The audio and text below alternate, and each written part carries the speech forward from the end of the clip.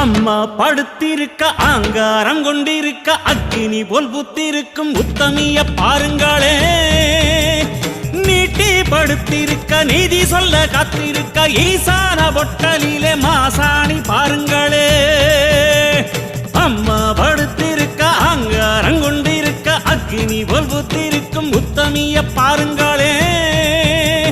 நீட்டி படுத்திருக்க நீதி சொல்ல காத்திருக்க ஈசான பொட்டலிலே மாசாணி பாருங்களே. வம்பு வழக்கெல்லாம் துன்பம் கொடுக்கையில் மிளகா சாந்தரச்சி கேட்டாளே. நாம கலங்காம மாசாணி காத்தாளே.